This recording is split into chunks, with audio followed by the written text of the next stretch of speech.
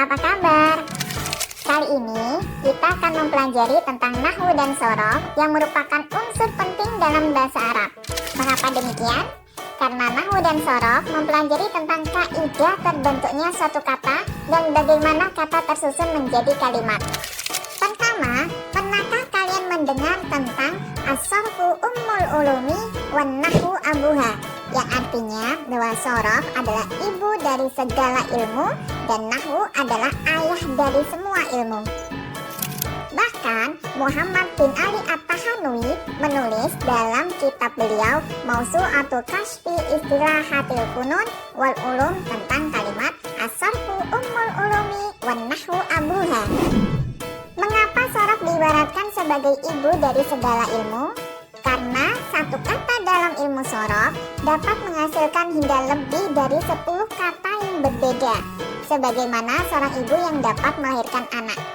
Kemudian, mengapa nahwu dianalogkan sebagai ayah dari segala ilmu? Karena dalam nahwu membahas tentang bagaimana satu kata bersambung dengan kata yang lain, sebagaimana peran seorang ayah yang mengajarkan kehidupan sosial kepada anak. Sekarang kita akan membahas tentang perbedaan antara ilmu sorof dan ilmu nahwu. Dari segi pengertian, sorof berarti perubahan, sementara nahwu berarti contoh. Artinya, dalam ilmu sorof mempelajari tentang perubahan kata menjadi bentuk kata lain dengan tujuan makna tertentu yang diinginkan. Sementara nahwu mempelajari tentang hukum dari huruf terakhir suatu kata ketika bersambung dengan kata yang lain. Lalu sumber pengambilan keduanya dari mana? Dikarenakan keduanya merupakan ilmu tentang bahasa Arab, maka sumber pengambilannya sama, yaitu dari Al-Quran, dari perkataan Nabi Muhammad, serta perkataan orang Arab sendiri. Siapa penyusun ilmu sorof dan ilmu nahwu? Dalam ilmu sorof terdapat beberapa pendapat. Ali bin Abi Thalib menyatakan bahwa orang yang pertama kali menyusun kaidah ilmu sorof adalah Abul Aswad Ad-Du'ali. Sementara orang yang pertama kali memerinci permasalahan dalam ilmu sorof adalah Imam Mu'ad bin Muslim Al-Harra Al-Kufi. Pendapat lain mengatakan bahwa orang yang pertama kali menyusun ilmu sorof adalah Abu Usman Al-Mazini.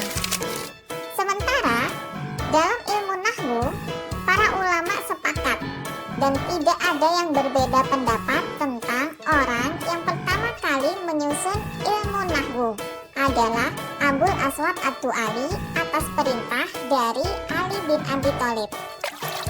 Ruang lingkup ilmu sorof dan ilmu nahwu. Dalam ilmu sorof, kajian berpusat pada isim mutamakin dan fi'il mutasharrif.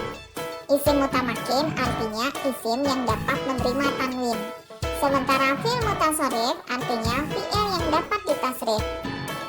Untuk ilmu nahwu, kajian berpusat pada i'rab dan mabni. I'rab artinya akhir dari kata bisa berganti atau berubah ketika bersambung dengan kata yang lain. Sementara mabni, akhir suatu kata tidak berubah sama sekali meskipun bersambung dengan kata yang lain. Dalam ilmu sorof terdapat istilah sahih dan mu'tal. Sahih berarti suatu kata terhindar dari huruf alif, wawu, atau ya. Ketiga huruf ini disebut sebagai huruf ilat. Karena itu, jikalau suatu kata terdiri dari huruf alif, wawu, atau ya, maka kata tersebut disebut mu'tal. Contoh dari kata yang termasuk sahih adalah darasa, terdiri dari huruf dal, ro, dan sin. Tidak ada huruf ilat di dalamnya. Contoh lainnya adalah lafaz ro'a, terdiri dari ro, hamzah, dan ya. Terdapat huruf ilat ya di situ sehingga kata ro'a termasuk mu'tal. Mari kita perhatikan skema berikut. Suatu kata dalam ilmu sorof terbagi menjadi dua, yaitu sahih dan mu'tal. Sahih terdiri dari salim, mudhoaf, dan mahmus. Sementara mu'tal terbagi menjadi 4, yaitu misal, ajwaf, nakis, dan latif. Lafif kemudian terbagi lagi menjadi dua, yaitu lafif makrun dan lafif mafruk. Kemudian apa yang menjadi pembeda antara sahih dan mu'tal dan beserta dengan bagian-bagiannya? Kita perhatikan contoh berikut ini. Kita mulai dari mahmus dulu. Kalau mahmus berarti suatu kata ada hamzah di dalamnya. Kemudian mudho'af berarti suatu kata ada huruf kembar di dalamnya atau huruf sama di dalamnya. Sementara salim berarti suatu kata terbebas dari huruf hamzah, terbebas dari huruf yang sama, dan juga terbebas dari huruf ilat. Tahukah kalian jika posisi huruf ilat menentukan nama dalam mu'tal? Misalnya, huruf ilat berada pada huruf pertama suatu kata, maka disebut misal. Jika huruf ilat berada di posisi huruf kedua pada suatu kata, disebut ajwaf. Kemudian, jika huruf ilat berada di posisi huruf ketiga pada suatu kata, disebut nakis.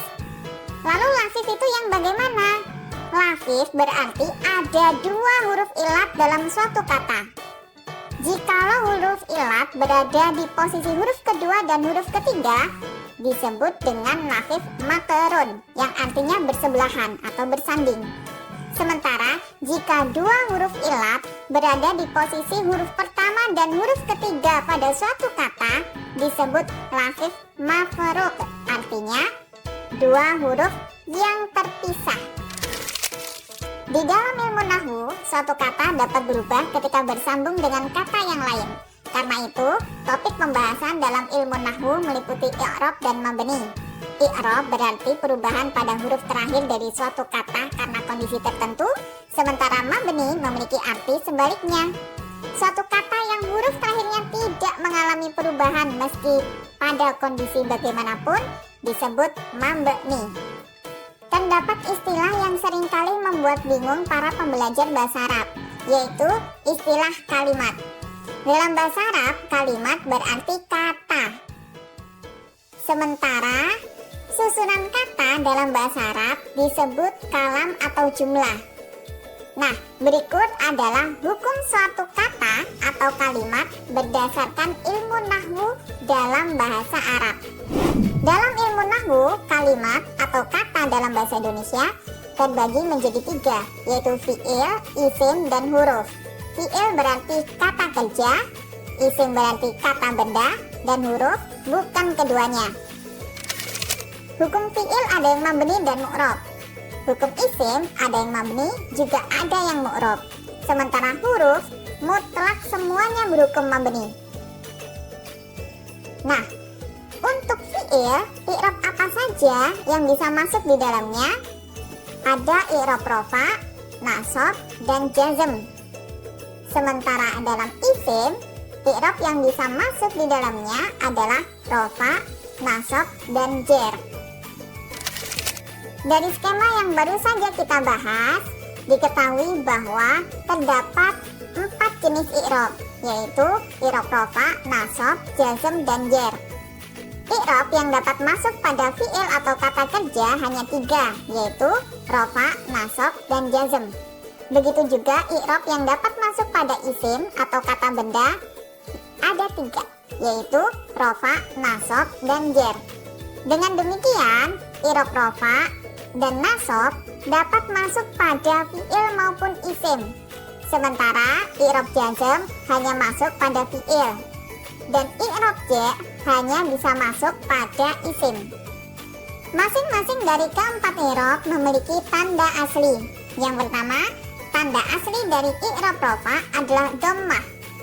Kedua, tanda asli dari i'rab nasab adalah fathah. Ketiga, tanda asli i'rab jazm adalah sukun. Dan yang terakhir, tanda asli dari i'rab jer adalah kasroh. Contoh keempat i'rab adalah jumlah yastakbiru as-sahafiyu walam yakhlu al-kamiro walan yatawaqqafa anin nadori haulahu. Lafaz yastakbiru termasuk i'rab rofa. Tanda aslinya adalah dhammah pada huruf ro. Kemudian lafaz walam yakhluq. I'rabnya berupa jazm. Tanda jazm adalah sukun pada huruf ain. Kemudian lafadz walan yatawaqqafa, termasuk i'rab nasab. Tanda nasab dengan fathah pada huruf fa. Yang terakhir, lafadz anin nadori merupakan i'rab jar. Tanda jar dengan kasroh pada huruf ro. Teman-teman, konsep dasar ilmu nahwu dan sorof berakhir di sini. Sampai jumpa pada materi selanjutnya. Semoga manfaat dan berkah. Amin. Dan Assalamualaikum warahmatullahi wabarakatuh.